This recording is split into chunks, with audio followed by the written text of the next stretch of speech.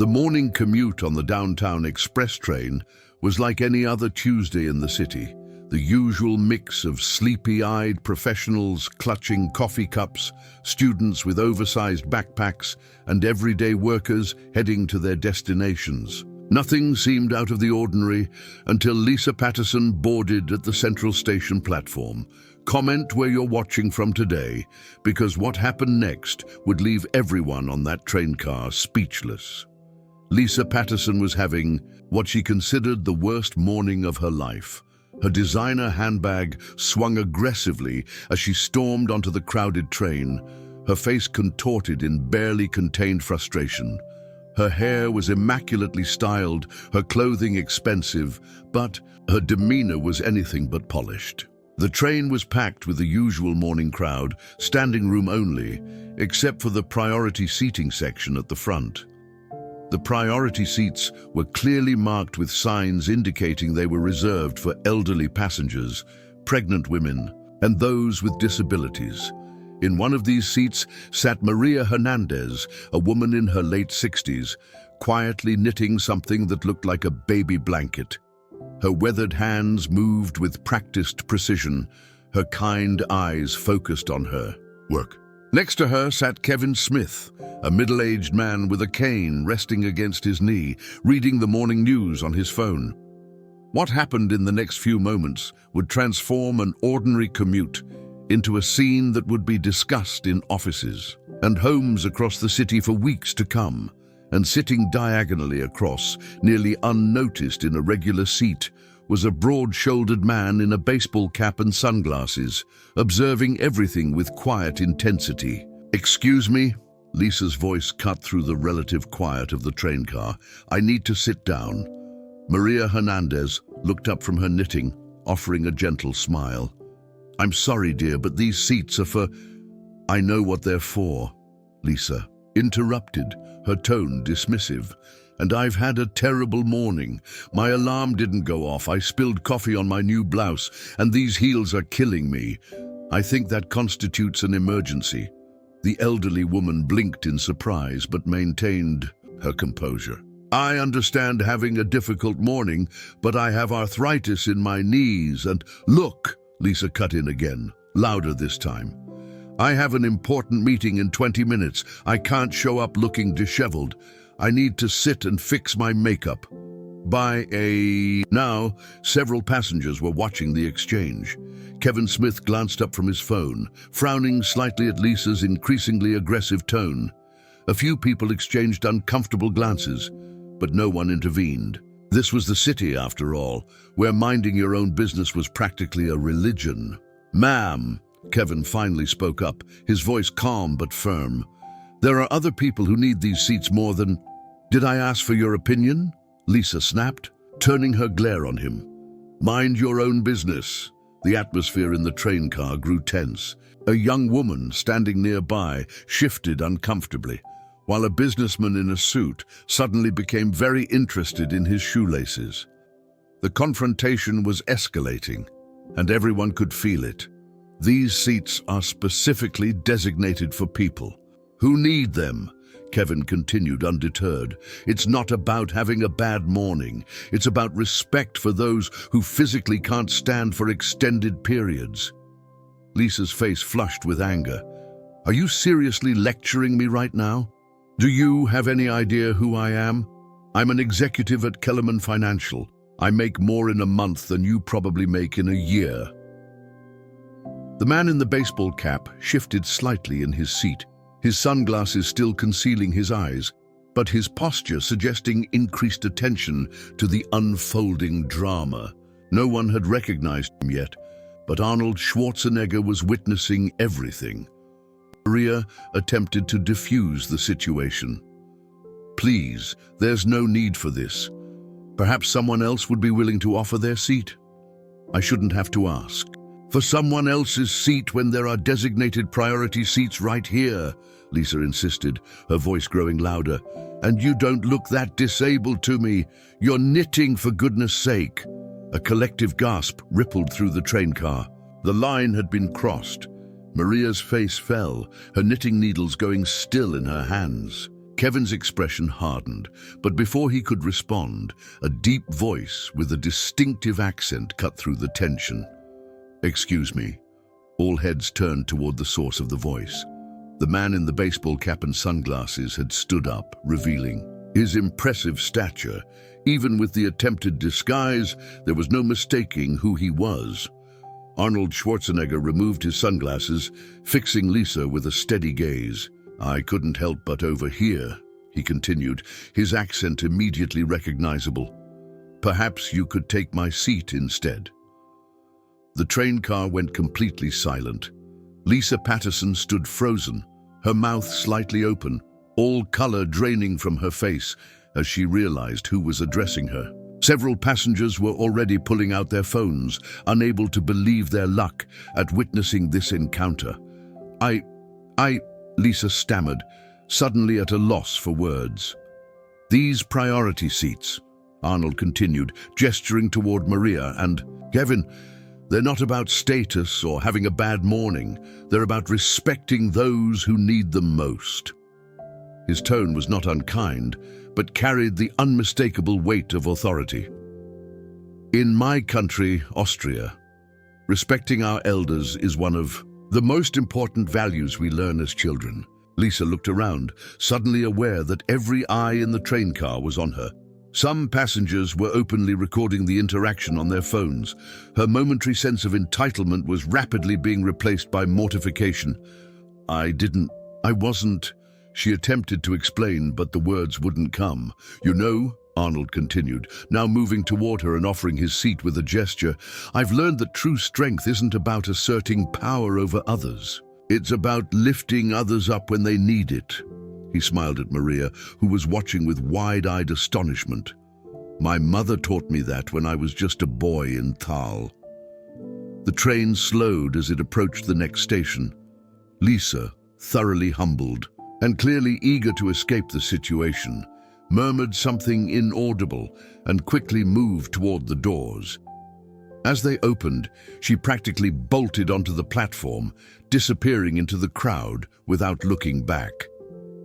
As the doors closed and the train continued its journey, a spontaneous round of applause broke out among the passengers. Arnold shook his head modestly and returned to his seat, replacing his sunglasses. "That was amazing," a young man said, approaching cautiously. "Would you mind if I took a photo with you?" "Perhaps later," Arnold replied with a kind smile. "Right. Now I think we should all just enjoy a peaceful ride." He nodded respectfully toward Maria and Kevin, who were still processing what had just happened. The remainder of the journey continued with an unusual sense of community in the train car. Strangers who would normally avoid eye contact were exchanging smiles and quiet conversation. A businessman offered his seat to a pregnant woman who boarded. A few stops later, a group of teenagers gave up their seats for an elderly couple. The simple act of witnessing someone stand up for what was right had created a ripple effect of kindness. As the train approached his stop, Arnold stood up and prepared to exit. Before leaving, he paused beside Maria's seat. "Beautiful knitting," he said warmly. "My grandmother used to make blankets like that." Maria beamed up at him. "It's for my first grandchild," she explained proudly. "Due next month. They will treasure it," Arnold assured her.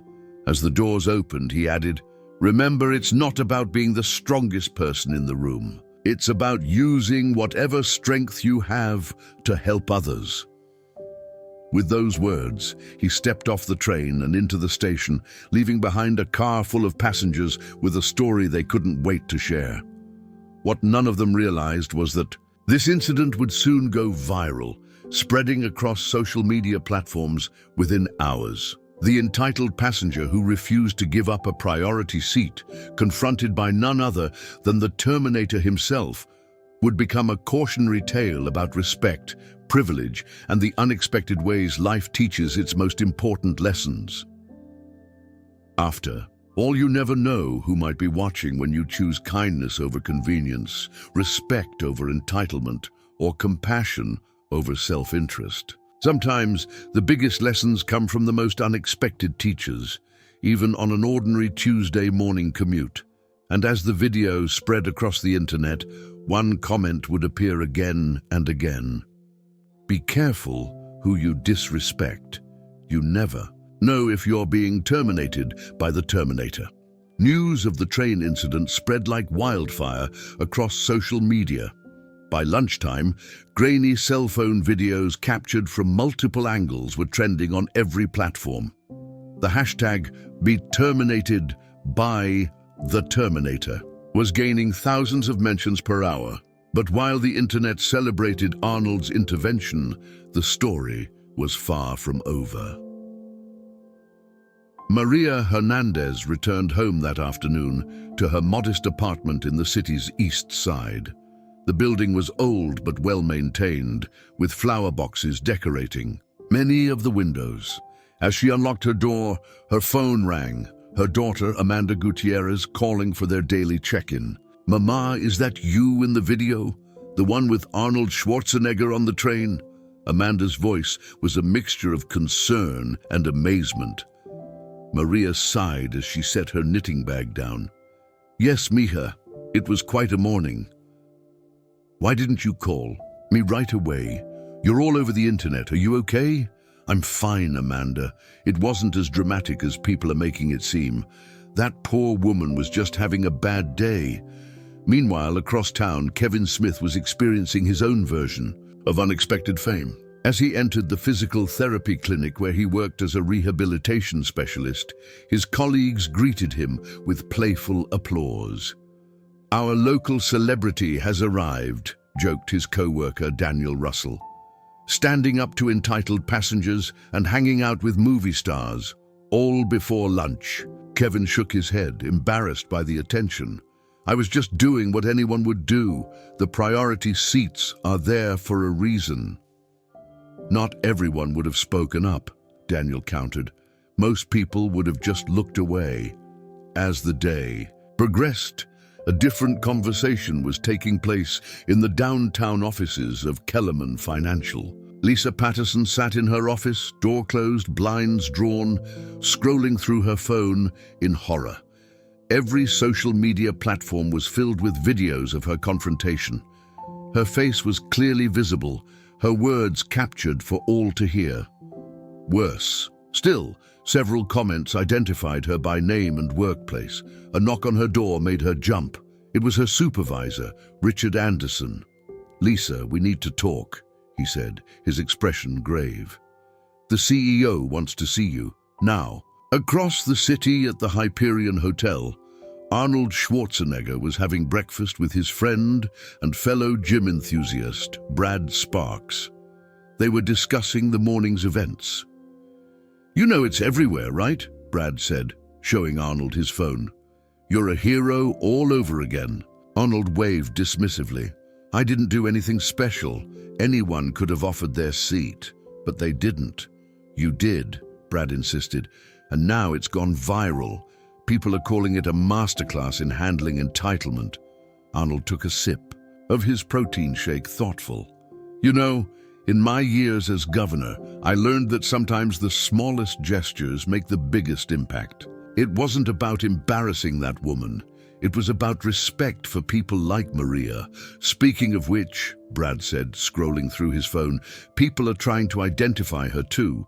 They're calling her Knitting Grandma online. There's already a fundraiser started for her." Arnold frowned. "That wasn't the point. She doesn't need charity. She needs respect. This is getting out of hand." The ripple effects of that morning's encounter were spreading further than anyone could have anticipated. By mid-afternoon, a local news crew had tracked down Maria's apartment building. The reporter, Ashley Turner, was preparing to go live. "We're standing outside the residence of Maria Hernandez, the elderly woman at the center of this morning's viral confrontation involving Arnold Schwarzenegger," Ashley reported, her cameraman focusing on the building entrance. "Sources tell us Mrs. Hernandez is a widow who lives alone and knits blankets for newborns at the City Children's Hospital." Inside, Maria was becoming increasingly distressed by the attention. Her phone wouldn't stop ringing with calls from reporters, and strangers alike. She'd already declined 3 interview requests and was considering unplugging her phone altogether when another call came through, this time from an unknown number. "Mrs. Hernandez, this is Thomas Hayes, Arnold Schwarzenegger's personal assistant. Mr. Schwarzenegger would like to speak with you if that's all right." Across town, Lisa Patterson was facing the consequences of her actions. The CEO of Kellerman Financial, George Schultz, was not pleased. "Do you understand the position you've put us in, Lisa?" he asked, gesturing to the multiple screens in his office, all displaying variations of the morning's confrontation. "Our company name is being dragged through this. We've already received calls from 3 major clients expressing their concern." "It was taken out of context," Lisa protested weakly. "I was having a terrible morning and you thought that entitled you to berate an elderly woman?" George interrupted. "Then name drop our company while doing so?" Lisa fell silent, the gravity of her situation finally sinking in. "We've worked hard to build a reputation of integrity and community service," George continued. "One thoughtless interaction has undermined years of goodwill." "What happens now?" Lisa asked quietly. "That depends on you," George replied. "This can go one of 2 ways." While Lisa was contemplating her future, Kevin Smith was finishing his workday when he received an unexpected visitor. A courier delivered an envelope containing a handwritten note and tickets to the premiere of Arnold's latest documentary about climate change. "Your kindness didn't go unnoticed," the note read. "Would be honored if you'd attend as my guest. Arnold." Kevin stared at the note in disbelief. His co-worker Daniel peered over his shoulder. "Told you," Daniel said with a grin. "Local celebrity." As evening fell, Maria received her own surprise visitor. A knock at her door revealed Arnold himself, accompanied by his assistant and a small gift basket. "Mrs. Hernandez," he said warmly, when she opened the door. "I hope I'm not intruding." Maria was momentarily speechless before her hospitality instincts kicked in. "Not at all. Please come in. I'll make some coffee." "That would be wonderful," Arnold replied, following her inside.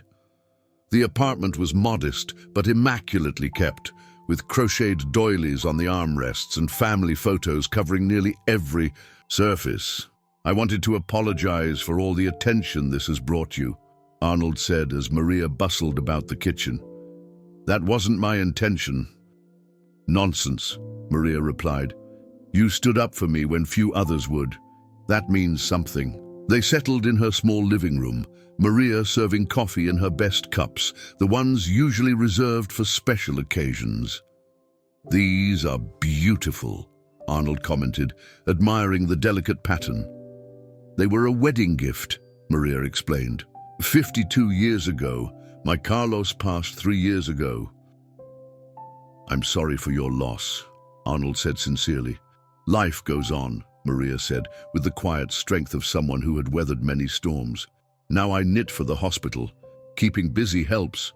Their conversation was interrupted by another knock, more insistent this time. Maria's neighbor, Frank Johnson, appeared at the door, looking concerned. "Maria, there are news vans outside," he said, "and people with cameras. They're asking everyone about you." Arnold frowned. "This has gone too far. What should we do?" Maria asked, suddenly looking vulnerable.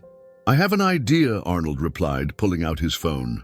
"But first I think we need to invite one more person to join us." Across the city, Lisa Patterson was leaving Kellerman Financial, having made a difficult decision.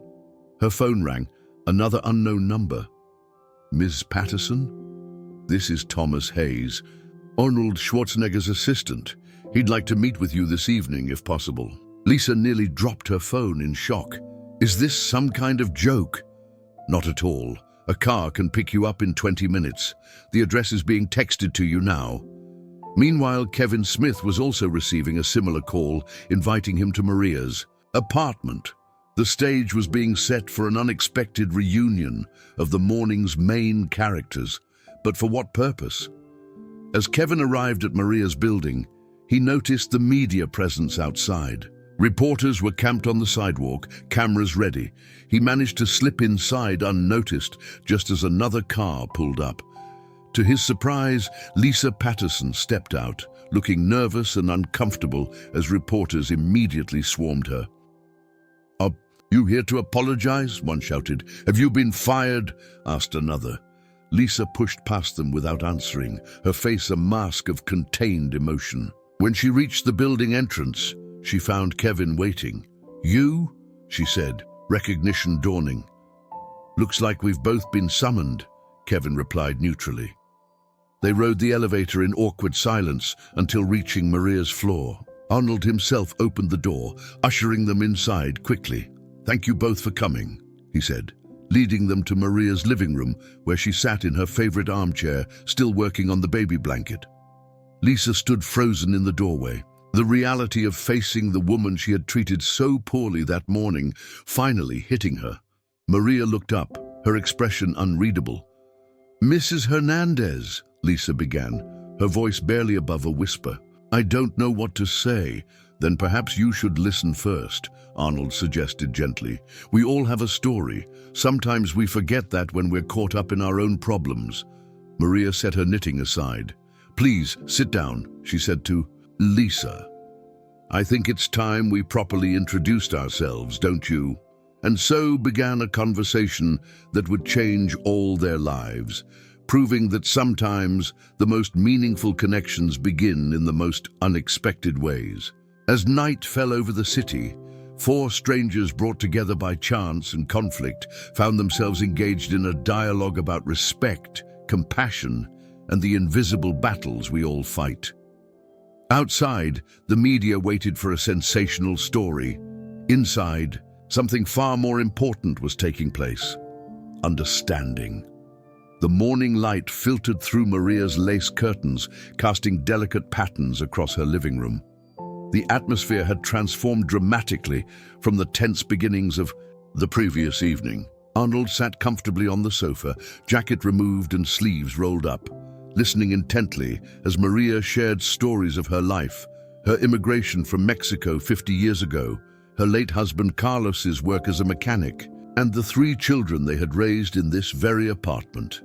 Kevin and Lisa sat across from each other, their initial discomfort giving way to attentive listening.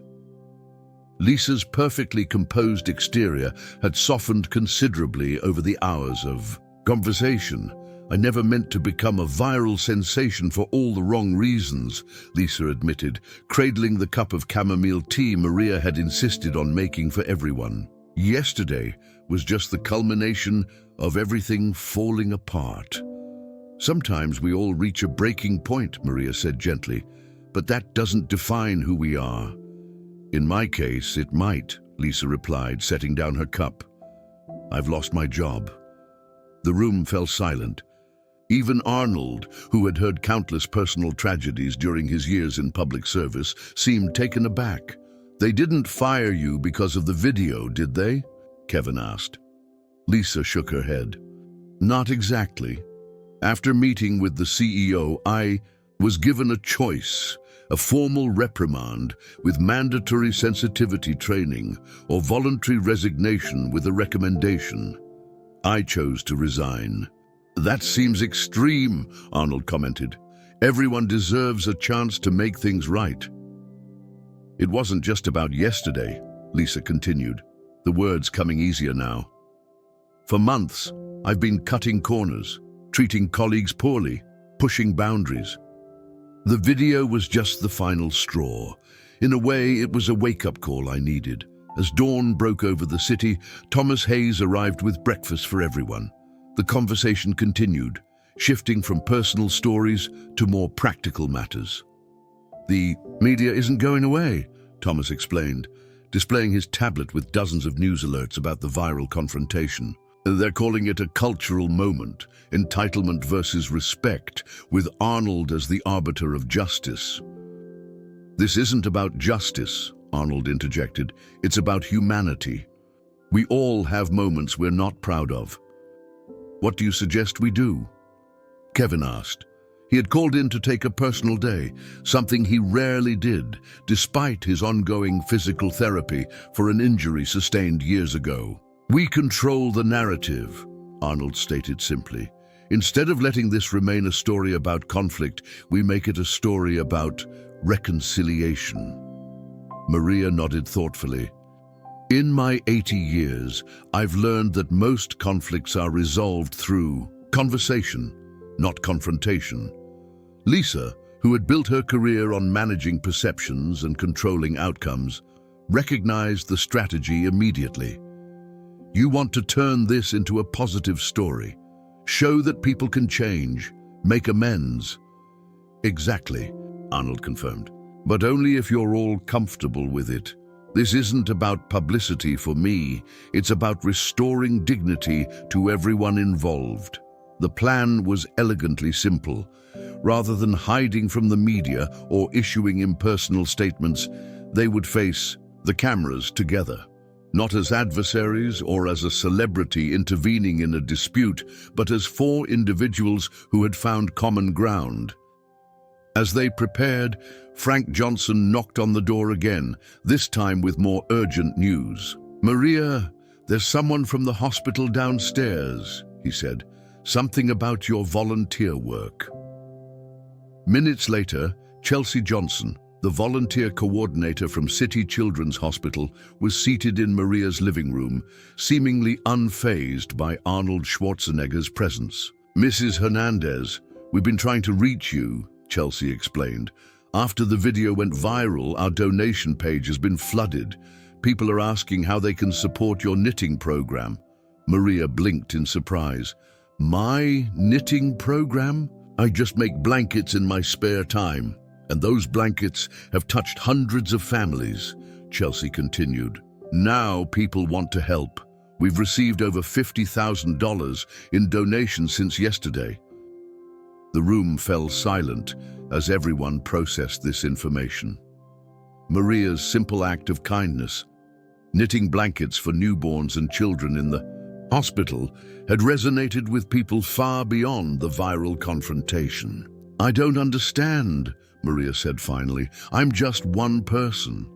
"That's all it takes," Arnold said, a new idea forming.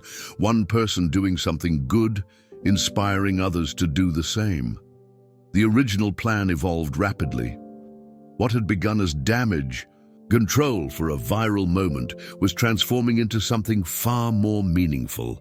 By mid-morning, Thomas had arranged for a press conference at City Children's Hospital. The story was no longer about an entitled passenger and a celebrity intervention. It was about community, respect, and the ripple effects of both negative and positive actions. As they prepared to leave Maria's apartment, Lisa pulled her aside. "Mrs. Hernandez, Maria, I want to do more than just apologize on camera," she said earnestly. "I have experience in corporate development and fundraising. Maybe I could help formalize your knitting program, create something sustainable." Maria studied Lisa's face, seeing beyond the polished exterior to the person beneath, someone seeking redemption and purpose. "I would like that very much," she said finally. "Everyone deserves a second chance." The hospital auditorium was packed with reporters when they arrived. The administration had hastily arranged a display of Maria's handcrafted blankets, each one unique and made with obvious care. Photographs of babies wrapped in her colorful creations lined the walls, a testament to years of quiet generosity. Dr. Veronica Rich, the hospital's chief of pediatrics, introduced them to the assembled press. "What began as an unfortunate incident has evolved into something remarkable," she explained. "Mrs. Hernandez has been creating these blankets for our most vulnerable patients for over a decade, asking nothing in return. Now, thanks to social media and Mr. Schwarzenegger's intervention, her work is finally receiving the recognition it deserves." One by one, they addressed the media. Kevin spoke about respect and advocacy. Lisa offered a sincere apology, not just to Maria, but to everyone who had been affected by her behavior. Arnold emphasized the importance of kindness and second chances, but it was Maria who captivated everyone. "I do not knit for recognition," she said simply. "I knit because every child deserves to feel wrapped in love, especially when they are sick or struggling. This is not about me. It is about them." She gestured to a young family standing nearby. Ethan Griffin, his wife April Martin, and their infant daughter, who was wrapped in one of Maria's blankets. The baby had spent her first 3 weeks in the NICU, her tiny body connected to machines that dwarfed her. "Maria's blanket was the first normal thing in our daughter's life," April explained, her voice thick with emotion. "When everything else was clinical and frightening, this handmade blanket reminded us that she was a baby first, not just a patient." As the press conference concluded, Lisa announced the formation of the Hernandez Comfort Project, a new initiative that would expand Maria's work, providing training and materials for volunteer knitters across the city. Lisa would serve as the project director, using her business acumen to create something lasting from the ashes of her career. "Sometimes our worst moments lead us to our greatest purpose," she told the reporters. "Yesterday I was at my worst. Today, I hope to begin making amends by supporting something truly worthwhile." The story swept across social media once again, but with a dramatically different tone. Hernandez Comfort Project began trending alongside Nashaka's Second Chances. Donations continued to pour in, along with offers from knitting groups around the country wanting to establish local chapters. As the cameras finally withdrew and the hospital returned to its normal routine, the 4 unlikely companions found themselves in the pediatric ward, where Maria was introducing Lisa to some of the children she had come to know over the years. "This is Michael," Maria said, introducing a thin boy of about 12 who was receiving chemotherapy. "He prefers blankets with superheroes." Michael's eyes widened as he recognized Arnold.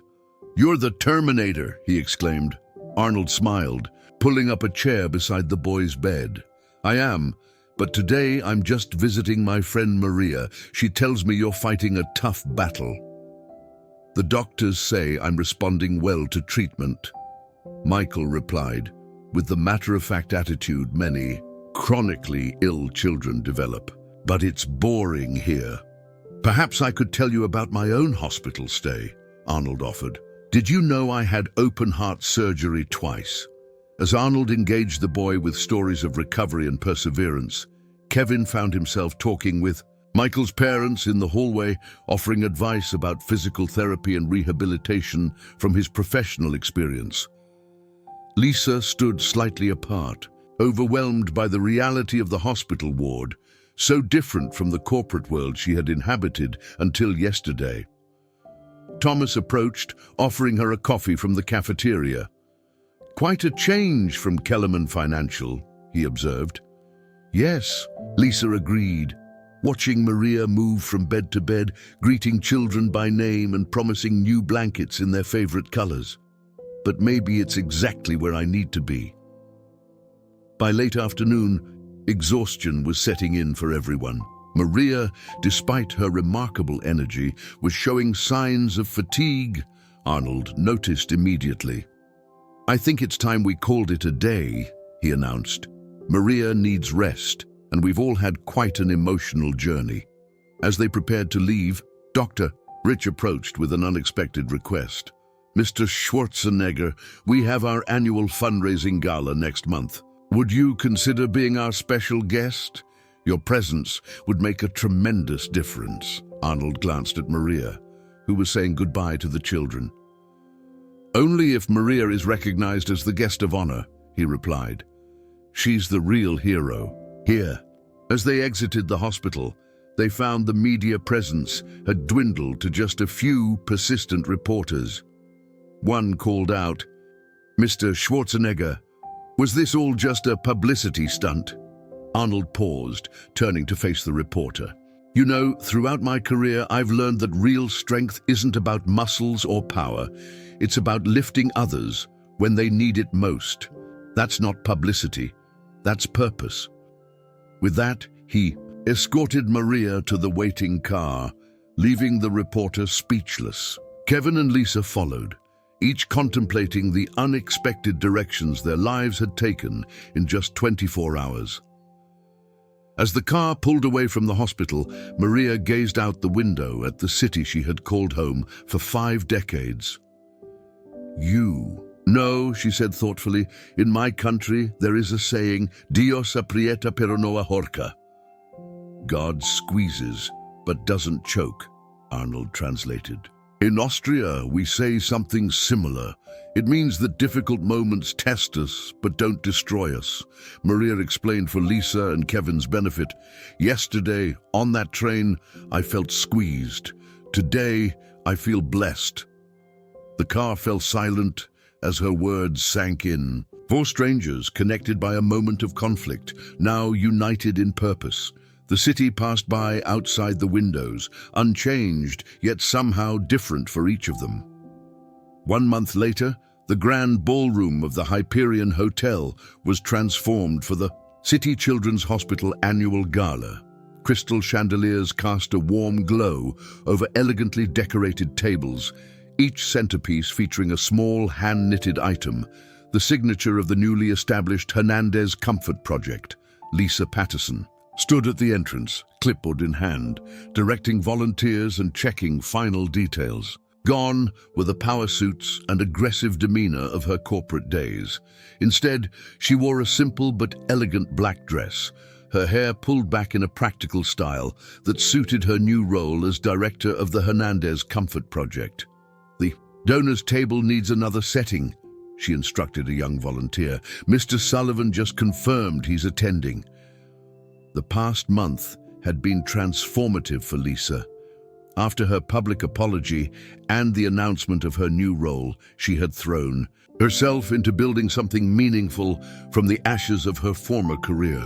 The project had already established partnerships with senior centers and craft groups across the city, creating a network of volunteers who knitted blankets and comfort items for children in hospitals. Across the room, Kevin Smith was engaged, in conversation with Dr. Rich and several hospital board members. His expertise in physical rehabilitation had proven valuable to the hospital's outreach programs, and he had recently been offered a position to develop a community-based therapy initiative for children recovering from long-term illnesses. The key is making therapy accessible, Kevin explained, his passion evident. Many families can't manage regular hospital visits after discharge, especially those in underserved neighborhoods. The hospital administrators nodded in agreement, impressed by his practical understanding of the challenges faced by patients and their families. Kevin's own experiences with ongoing rehabilitation from a construction accident 5 years earlier had given him unique insight into the physical and emotional aspects of recovery. Near the stage, Arnold Schwarzenegger was surrounded by a small group of admirers, graciously posing for photos while subtly directing attention toward the real purpose of the evening. Despite his celebrity status, he had insisted on keeping the focus on Maria and the children who benefited from the project. The real stars are over there, he told a wealthy donor, gesturing toward a display of photographs showing children wrapped in colorful handmade blankets. Maria has been quietly changing lives. For years, I just happened to be in the right place at the right time. The donor, impressed by Arnold's genuine humility, immediately doubled his contribution, and at the center of it all was Maria Hernandez, hardly recognizable from the quiet woman who had been knitting on the train that fateful day. Dressed in a beautiful blue gown, a gift from a local designer who had been touched by her story, she moved among the guests with natural grace and warmth. Where once she had been invisible to many, she was now the heart of a community movement that had captured the city's imagination. Mrs. Hernandez, called out Timothy Sullivan, a technology entrepreneur who had recently relocated to the city. I wanted to tell you that my mother was a knitter too. She made blankets for my children before she passed. What you're doing It matters. Maria smiled, touched by his personal connection to the project. Then perhaps you would like to sponsor our knitting circle in your mother's name. We're teaching young people the craft, keeping traditions alive. Timothy nodded, visibly moved. I'd be honored. As the evening progressed, the success of the gala exceeded everyone's expectations. Donation pledges were nearly triple the previous year's total, with many contributions specifically earmarked for the Hernandez Comfort Project. Hospital administrators were already discussing expanded programs, including a dedicated comfort room where families could select handmade items for their children. The formal program began with Dr. Rich welcoming the guests and acknowledging the unprecedented community response. What began as a viral moment has evolved into a movement, she explained.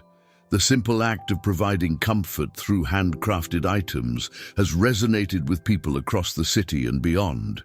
Kevin was recognized for his contribution to the hospital's rehabilitation programs, receiving warm applause as he briefly described his vision for community-based therapy.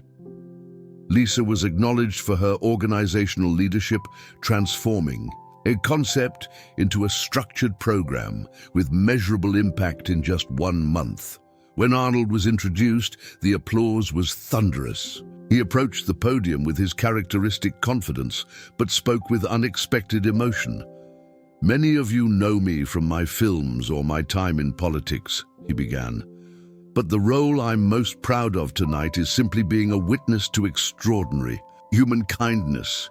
He gestured toward Maria, seated at the front table. This remarkable woman has been quietly creating comfort for children in need for over a decade, expecting nothing in return.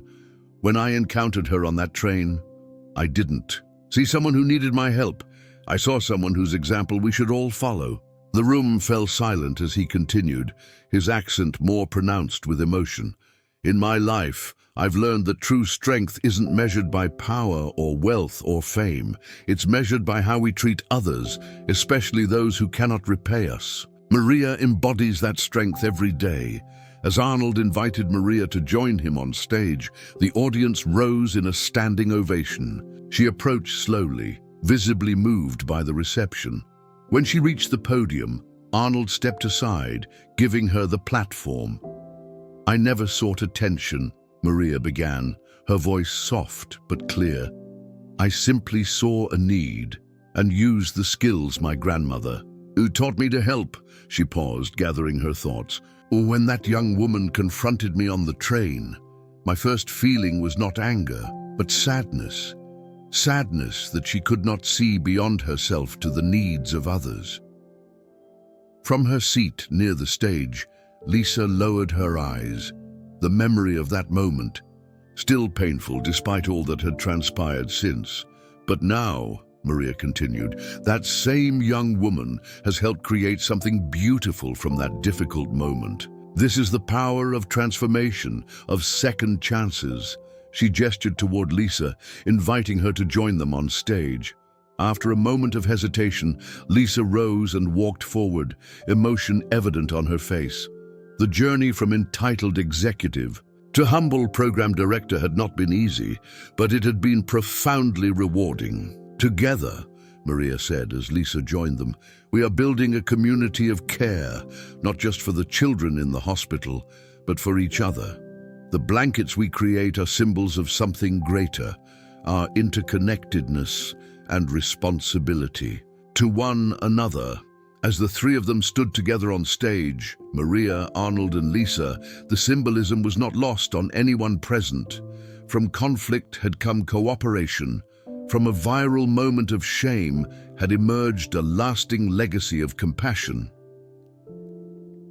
The evening concluded with the announcement of an unexpected development. The Hernandez Comfort Project would be expanding nationally, with Arnold's foundation providing seed funding for chapters in children's hospitals across the country. What had begun on a crowded train car was now poised to touch thousands of lives. As the guests departed, Kevin joined Maria, Lisa, and Arnold near the display of children's photographs. "Quite a journey from that Tuesday morning," he observed. "The journey is just beginning," Arnold replied, surveying the room with satisfaction. "This is how real change happens. One person, one action, one day at a time." Maria touched the photograph of a smiling child wrapped in one of her blankets. "Carlos would have been so proud," she said softly, thinking of her late husband. "He always said my knitting would change the world someday." "He was right," Lisa affirmed, "and I'm grateful every day that I get to be part of it, even if my introduction to your work was less than ideal." They shared a knowing smile, the tension of their first encounter now transformed into mutual respect and purpose. As they prepared to leave, a hospital volunteer approached with a tablet. "Mrs. Hernandez, you should see this," she said excitedly. "The Hernandez Comfort Project hashtag has reached over 10 million impressions. People around the world are starting their own knitting circles for local hospitals." Maria looked at the screen in amazement as images appeared of groups gathering in living rooms, community centers, and senior homes, all inspired by her simple act of kindness. "You see," Arnold said gently, "this is why I say you're the real hero of this story. Your compassion has awakened something in people everywhere." As they walked together through the hotel lobby, they were approached by a young mother holding a sleeping toddler wrapped in a familiar blanket, one of Maria's creations. "I recognized you from the news," the woman said shyly. "My daughter spent 2 months in the NICU last year. Your blanket was the only thing that seemed to comfort her." She hesitated, then continued, "The doctors said she might not make it, but look at her now." Maria reached out to touch the sleeping child's hand, tears gathering in her eyes. "This is why we do what we do," she said simply. Outside, the city lights sparkled against the night sky. A group of photographers captured the moment as Maria, surrounded by her unlikely circle of friends, stood framed in the hotel entrance. The image would appear in newspapers the next day. The elderly knitter, the former executive, the rehabilitation specialist, and the movie star turned philanthropist.